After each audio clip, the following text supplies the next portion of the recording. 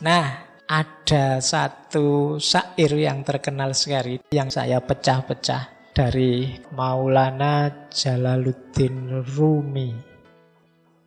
Bagi saya inilah simbol ekspresi pola gaya seorang yang mencintai.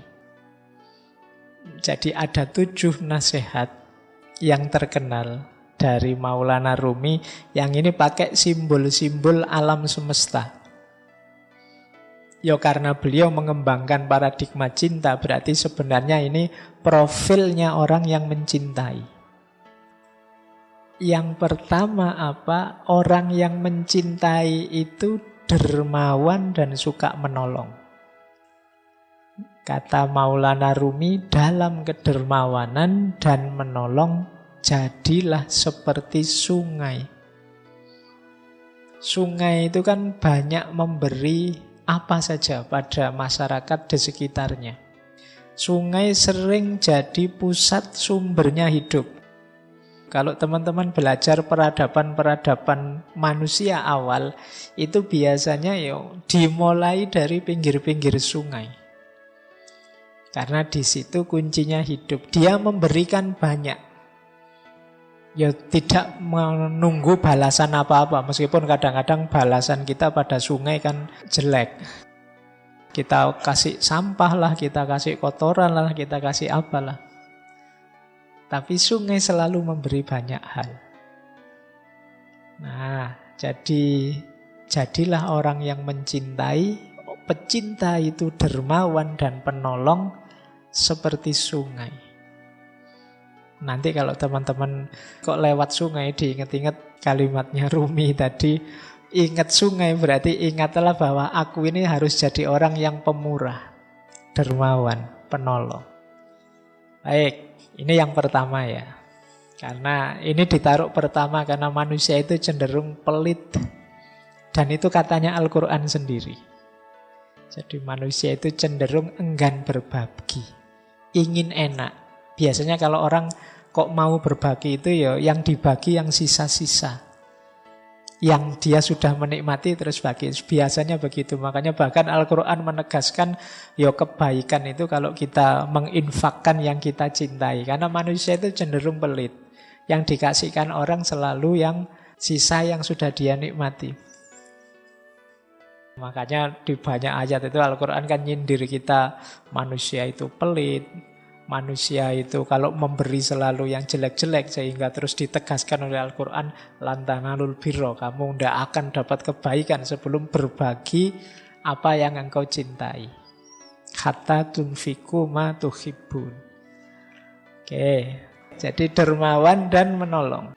Yang kedua, dalam ketulusan dan kebaikan jadilah seperti matahari. Matahari itu kan memberikan cahayanya, terangnya pada siapa saja. Tidak milih-milih. Di mana saja siapapun diberi. Orang tulus itu begitu. Kalau tulus kok milih-milih itu biasanya bukan tulus tapi pamrih. Pak, saya ikhlas Pak memberi teman saya yang ini, yang ini. Yang itu kok tidak diberi? Dia sering nyakiti hati saya kok. Berarti ini sebenarnya tidak tulus. Kamu milih kok. Yang menyenangkan kamu beri. Yang tidak menyenangkan tidak kamu beri. Jadilah seperti matahari. Siapapun diberi. Jadi tidak pilih-pilih. Nah, jadi para pecinta itu tulus. Simbolnya ketulusan itu matahari. Jadi selain jadi sungai, ingatlah matahari. Jadi kalau besok pagi jalan-jalan keluar terus kena matahari, sadarilah bahwa aku dalam hidup ini harus tulus. Tanpa pamrih. Matahari tidak pernah minta imbalan. Kecuali matahari mall ya, kalau kamu ke sana ya butuh, kamu harus bayar. Baik, jadi pecinta ciri keduanya tulus. Ciri ketiga, pecinta itu memaafkan. Dalam memaafkan, jadilah seperti malam. Malam itu maksudnya gelap, pekat, sudah tidak ada apa-apa, tidak lihat apa-apa lagi.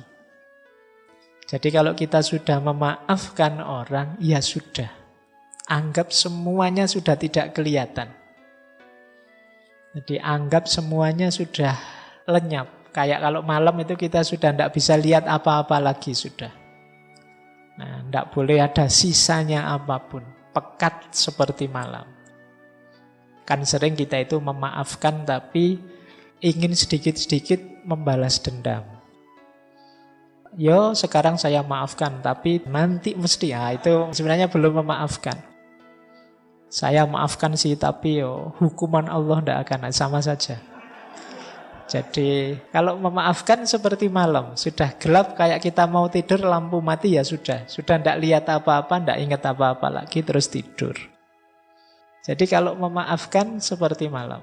Nanti kalau mau tidur malam hari, sadarilah bahwa wah ini malam ya, aku maafkan siapapun yang punya salah tadi pagi, kemarin, dan seterusnya. Nah ini yang ketiga. Jadi pecinta itu pemaaf. Yang keempat, dalam kemarahan jadilah seperti mayat. Ya manusia itu yang normal memang kadang-kadang marah, kadang-kadang tidak berkenan terhadap sesuatu. Tapi begitu kamu sadar sedang marah, jadilah seperti mayat. Mayat itu kan sudah tidak ngapa-ngapain lagi sudah. Berarti apa? Kalau sedang marah berhenti. Jadi jangan ngapa-ngapain. Kalau hadis itu kan kalau kita marah saat berdiri duduklah. Kalau saat duduk marah berbaringlah. Kalau berbaring kok marah wudulah. Bukan gulung-gulung muter-muter enggak. Jadi kalau berbaring kok malah wudulah. Sholatlah bila perlu. Jadi jangan memutuskan sesuatu, melakukan sesuatu. Biasanya orang marah itu kalau melakukan sesuatu nanti disesali. Atau pasti tidak bagus. Kalau pas kita sedang marah itu, wah saya ingin melampiaskan marah saya dengan omongan. Omongannya mesti, kan tidak mungkin kalau sedang marah ngomongnya terus halus gitu. Saya ini sedang marah. Jadi kan tidak mungkin begitu. Jadi marah ya marah saja. Boleh tidak saya maki-maki sampean? Sebentar saja. Kan tidak mungkin begitu ya. 1-2 kata saja ya biar saya lega, boleh ya gitu. Oke, jadi tidak kalau sedang marah, yuk jadi kayak mayat. Yuk diam dulu, tidak usah apa-apa dulu. Nanti kalau tekanan darahnya sudah turun, situasinya sudah longgar, nyaman, itu baru memutuskan sesuatu, melakukan sesuatu. Termasuk pada siapapun yang kita cintai.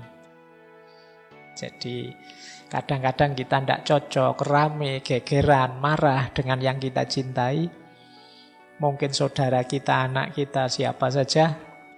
Yuk ketika sedang marah, narik diri dulu. Nanti saja ngomongnya, nanti saja melakukan sesuatu. Yang kelima, saat kita sederhana dan rendah hati, jadilah seperti bumi. Jadi pecinta itu sederhana. Sederhana itu maksudnya apa adanya, tidak dibuat-buat. Ya inilah aku apa adanya. Inilah levelku, inilah kenyataan diriku. Itu namanya kesederhanaan. Jadi kesederhanaan itu bukan kok dimiskin-miskinkan atau enggak. Biasa saja, sesuai situasimu, sesuai kondisimu. Tidak berlebihan. Nah kondisi ini kalau di Maulana Rumi, jadilah seperti bumi. Bumi itu kan sangat rendah hati, sangat sederhana. Tidak pernah gaya. Di dalam dirinya ada kandungan luar biasa, mungkin kandungan emas, logam, macam-macam, tapi kan bumi tidak pernah sombong, tidak pernah pamer. Dia rendah hati, diinjak-injak. Tiap hari kita mewarnainya dengan angkara murka, dia tetap teguh sebagai dirinya. Itu bumi. Jadi mari belajar dari bumi.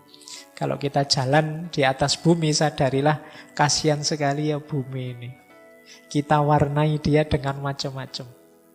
Bumi itu kita lempari dengan sampah dan kotoran, tapi yang diberikan kan tumbuh-tumbuhan, makanan, dan lain sebagainya. Nah, jadi orang yang sederhana dan rendah hati.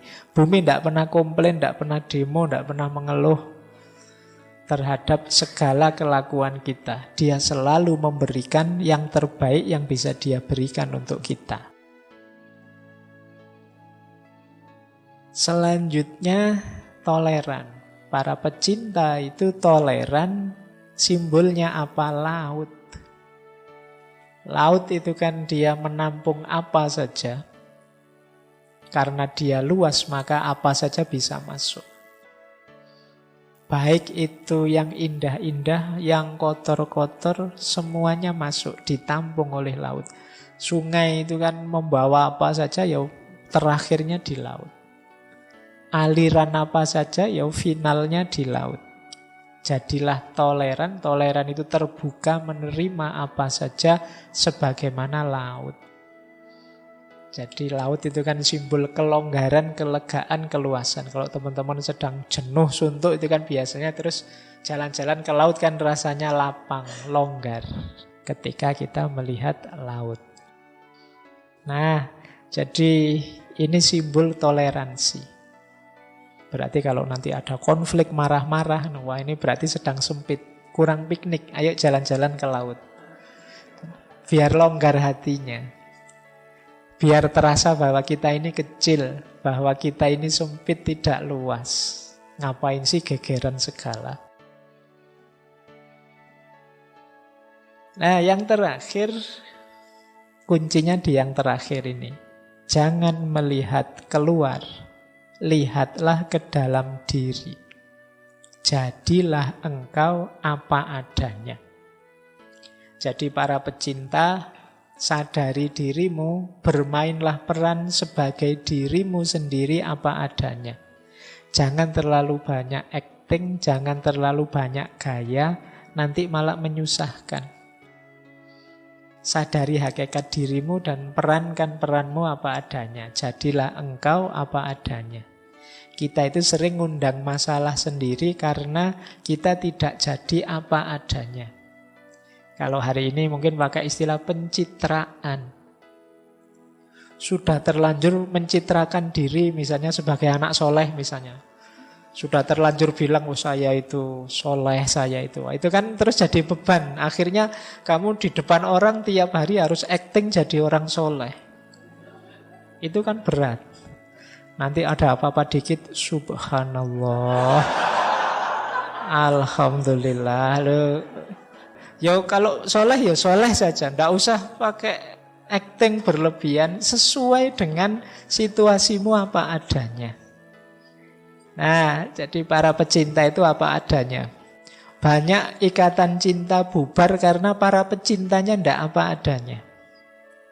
Kan banyak itu yang kalau pacaran itu begitu sayangnya, begitu nikah dapat 1 bulan, begitu menyesalnya dia, kok ndak kayak dulu ya.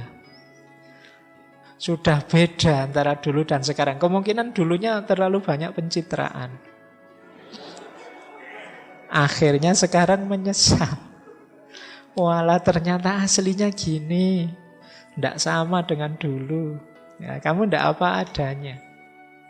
Jadi para pecinta, sadari dirimu, bermainlah peran sebagai dirimu sendiri apa adanya.